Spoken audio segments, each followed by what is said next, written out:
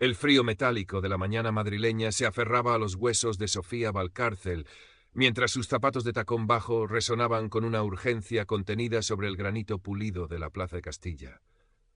Frente a ella, las torres Kio, con su inclinación desafiante, parecían custodiar el acceso al distrito financiero, un laberinto de cristal y acero donde los sueños se forjaban y, con demasiada frecuencia, se pulverizaban.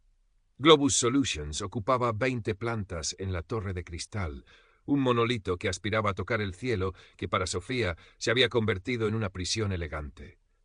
Cada día, al cruzar sus puertas automáticas, sentía un nudo helado en el estómago. La pregunta no era si la jornada sería difícil, sino cuán insidiosa sería la nueva herida. Sofía ajustó la bandolera de su bolso, un diseño funcional de una marca española asequible, mientras esperaba el ascensor. A su alrededor, un torbellino de trajes caros, maletines de cuero y el aroma penetrante de perfumes exclusivos.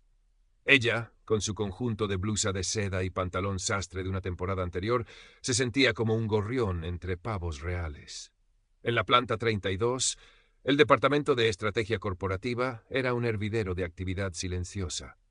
Su cubículo, algo más pequeño que el de sus colegas con más antigüedad, era su trinchera, una agenda con cada tarea codificada por colores, post-its con recordatorios y un pequeño aloe vera que luchaba por sobrevivir bajo la luz artificial.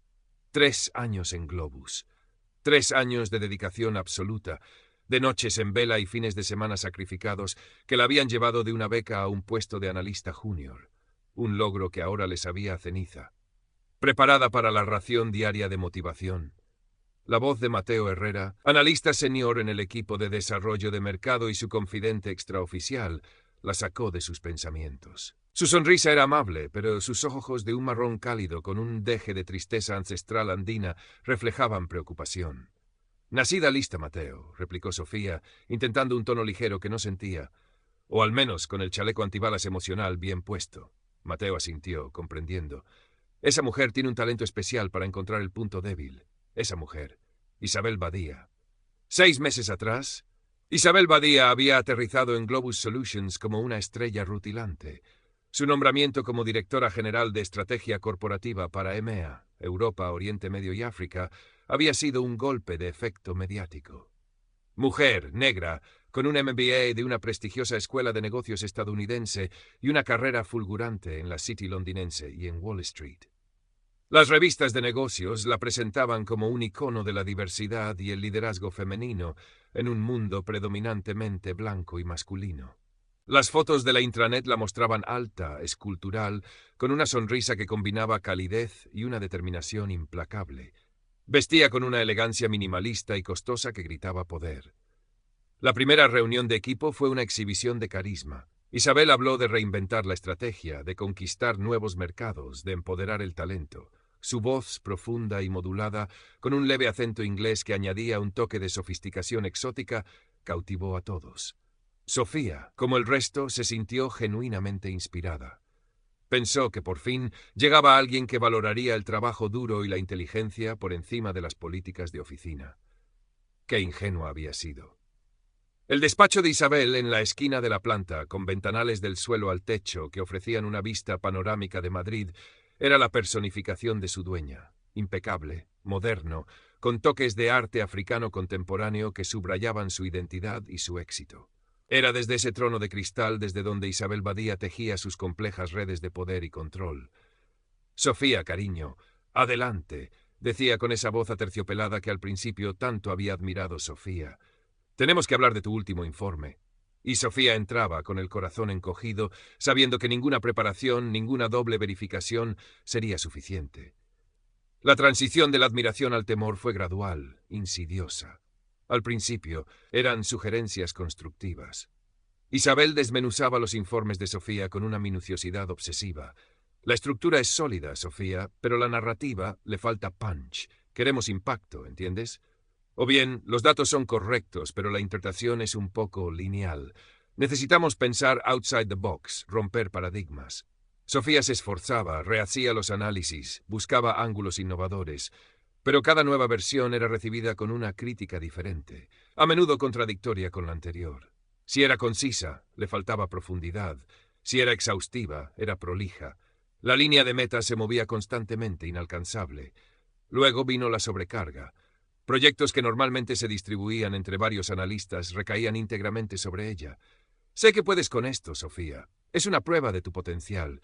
Quiero verte brillar, le decía Isabel con una sonrisa que Sofía empezó a percibir como depredadora. Las jornadas de 12 horas se convirtieron en la norma. Los fines de semana en una extensión de la oficina. Su vida social se desvaneció. Su pequeño apartamento en el barrio de Lavapiés, antes un refugio de tranquilidad, se llenó de la energía nerviosa del trabajo inacabado. El aloe vera en su escritorio parecía compartir su creciente marchitamiento. El proyecto Titán fue el descenso a los infiernos. Un análisis de mercado para una posible joint venture en Nigeria.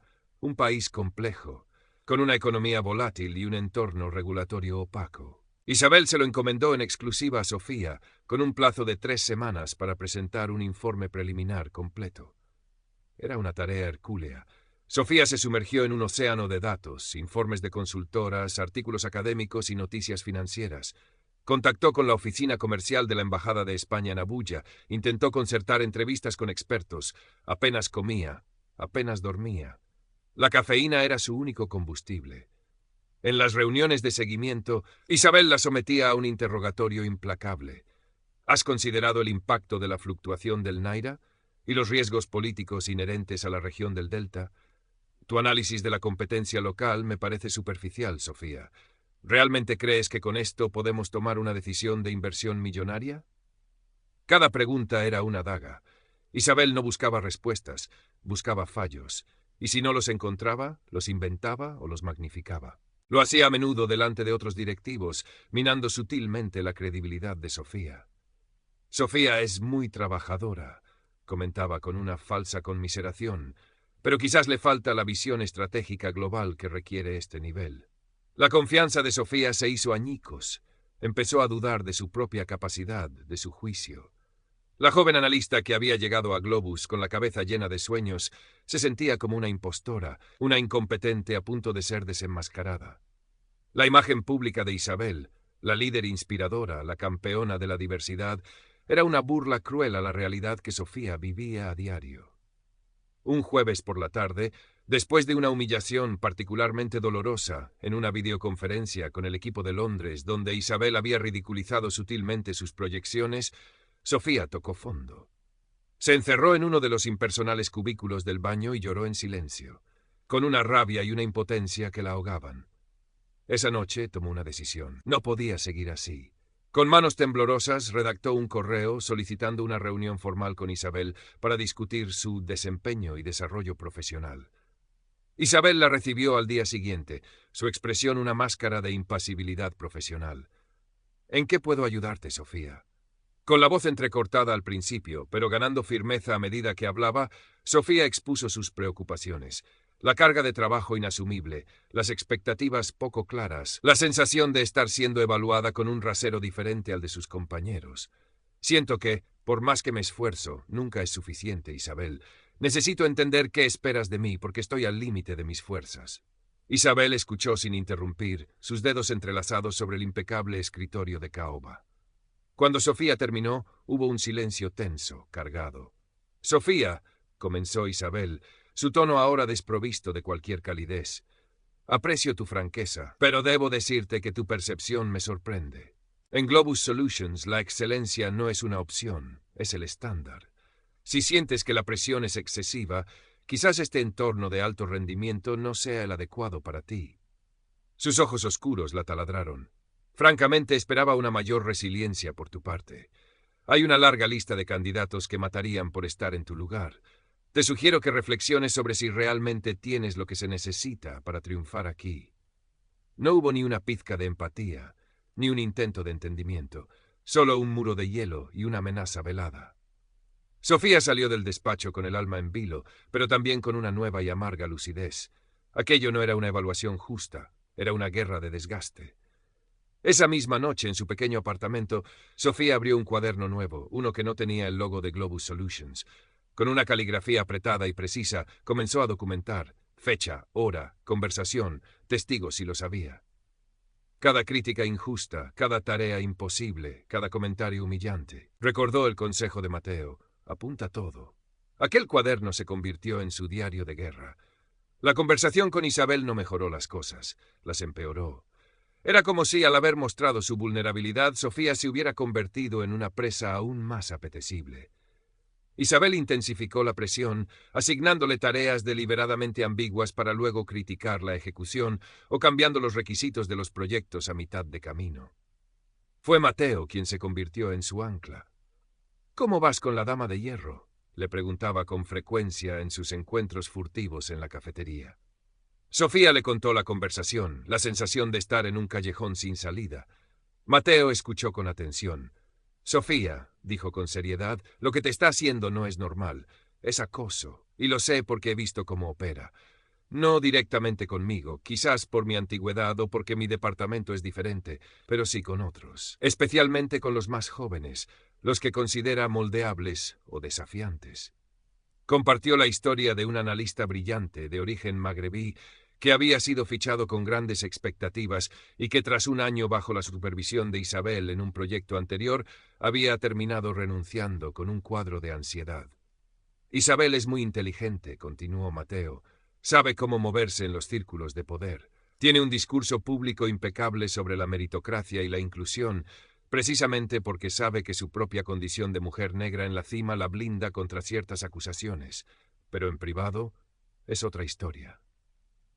Las palabras de Mateo, aunque dolorosas, fueron una validación. Sofía no estaba imaginando cosas. No era un problema de su capacidad, sino de la conducta abusiva de Isabel.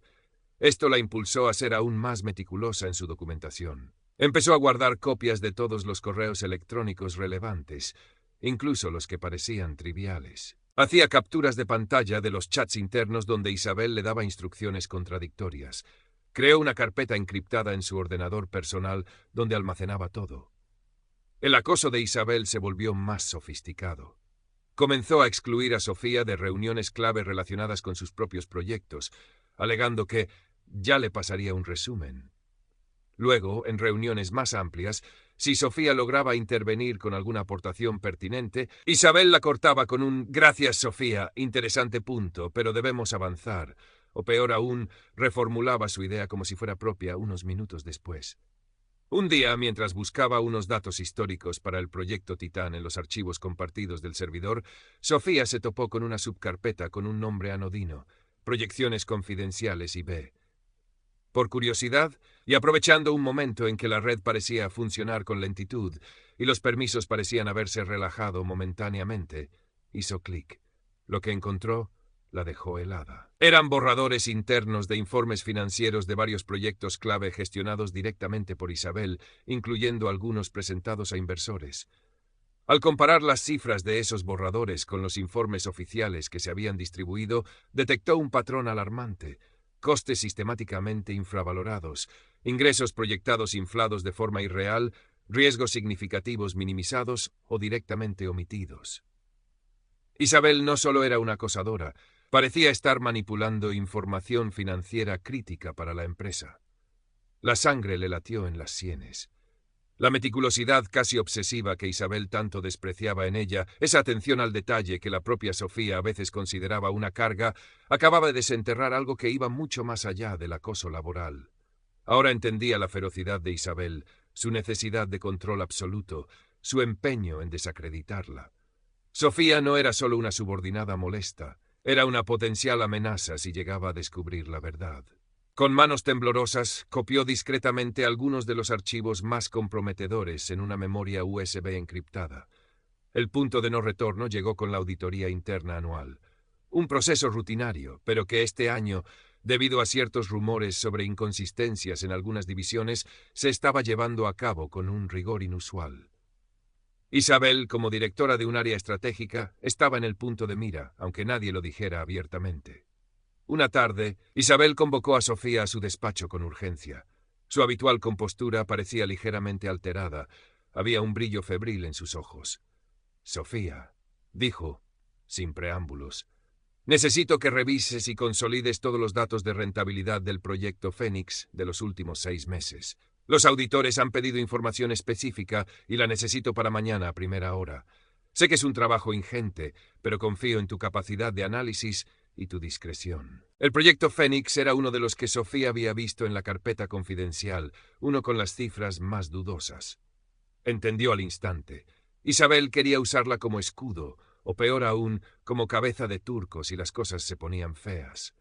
Si Sofía consolidaba los datos oficiales que Isabel le proporcionara, su firma estaría en un documento potencialmente fraudulento. Si se negaba o cuestionaba las cifras, Isabel la acusaría de insubordinación e incompetencia en un momento crítico. «Entendido, Isabel», dijo Sofía, manteniendo la voz lo más neutra posible. «Lo tendré listo».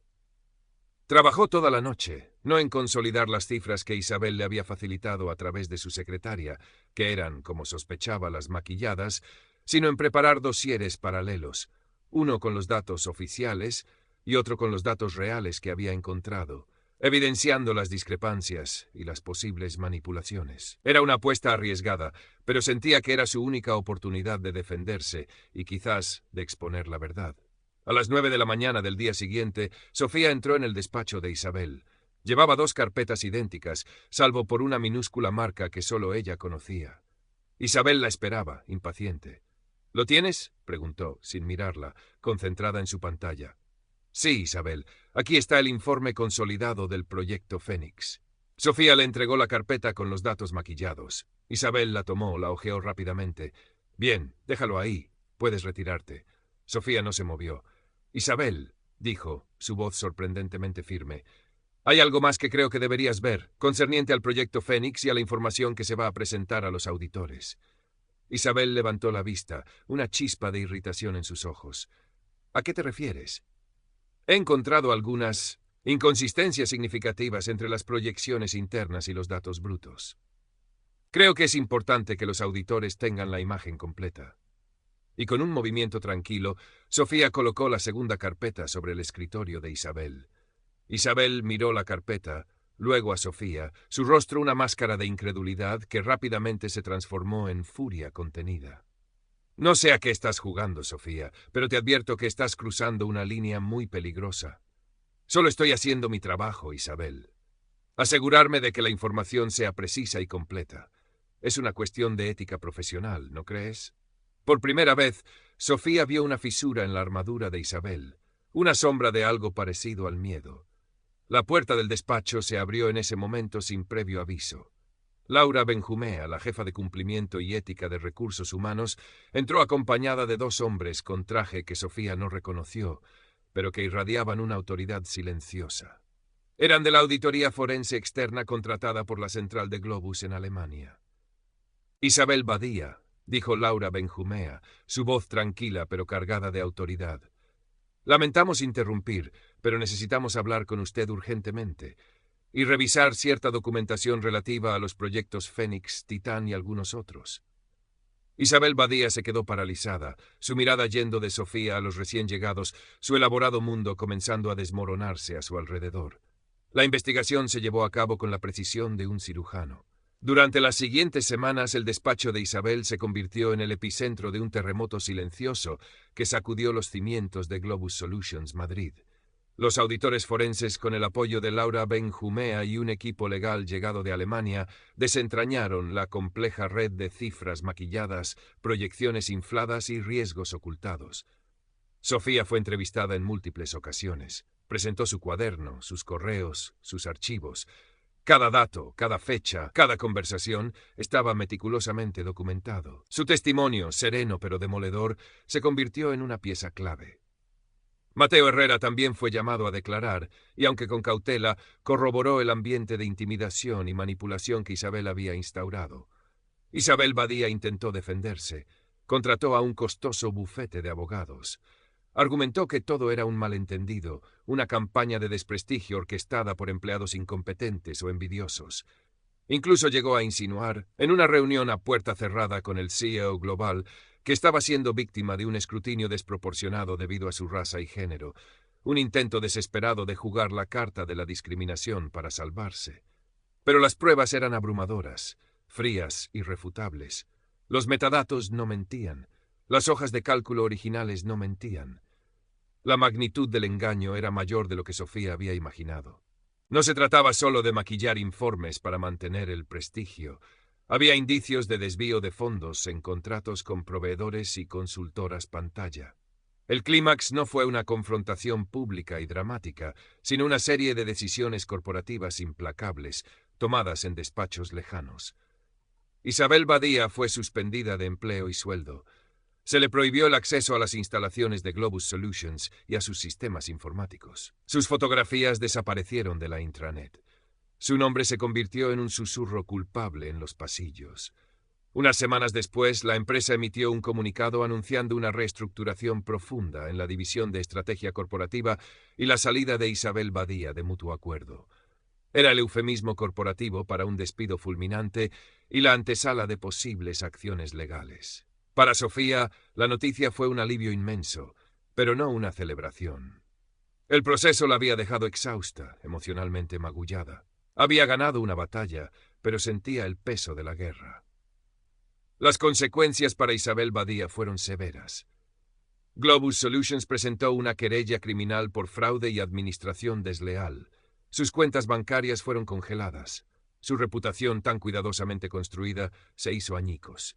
La mujer que había adornado las portadas de revistas de negocios como un ejemplo de éxito se enfrentaba ahora a la posibilidad de ir a prisión. Su discurso sobre la superación y el empoderamiento sonaba ahora hueco, grotesco. En la empresa, la caída de Isabel provocó una catarsis. Se revisaron los protocolos de cumplimiento, se reforzaron los canales de denuncia anónima. Laura Benjumea fue ascendida y se le encomendó la tarea de liderar una nueva unidad de transparencia y ética corporativa. Sofía recibió una oferta que no pudo rechazar: dirigir un nuevo equipo de análisis de riesgos estratégicos, reportando directamente a la nueva dirección europea, con un aumento salarial significativo y el reconocimiento explícito de su integridad y competencia. Sofía recibió una oferta que no pudo rechazar: dirigir un nuevo equipo de análisis de riesgos estratégicos, reportando directamente a la nueva dirección europea, con un aumento salarial significativo. Y Mateo Herrera fue promocionado a jefe de su sección, un reconocimiento a su talento y discreción. El día que Isabel Badía fue formalmente acusada por la Fiscalía, Sofía estaba en su nuevo despacho, más amplio y con mejores vistas que su antiguo cubículo. No sintió alegría, sino una tranquila sensación de justicia cumplida. El pequeño aloe vera, que había trasplantado a una maceta más grande, lucía vigoroso sobre su nueva mesa. Un año después, el nombre de Isabel Badía era una nota a pie de página en la historia de Globus Solutions, una advertencia sobre la soberbia y la corrupción del poder. Su juicio estaba en curso, y las pruebas en su contra eran demoledoras. Sofía Valcárcel, en cambio, había florecido. Lideraba su equipo con una mezcla de exigencia y empatía, fomentando un ambiente de trabajo donde la honestidad y el rigor eran valorados por encima de las apariencias. A veces, al mirar por la ventana de su despacho hacia el horizonte de Madrid, recordaba los meses de angustia, el miedo constante. Pero esas sombras ya no la definían. Había aprendido que la verdadera fortaleza no residía en la ausencia de miedo, sino en la capacidad de actuar a pesar de él. Había descubierto que una voz pequeña, armada con la verdad y la perseverancia, podía derribar gigantes. El eco de sus pasos sobre el mármol ya no era monótono ni opresivo. Ahora sonaba firme, seguro, el de una mujer que había mirado al abismo y había elegido la luz.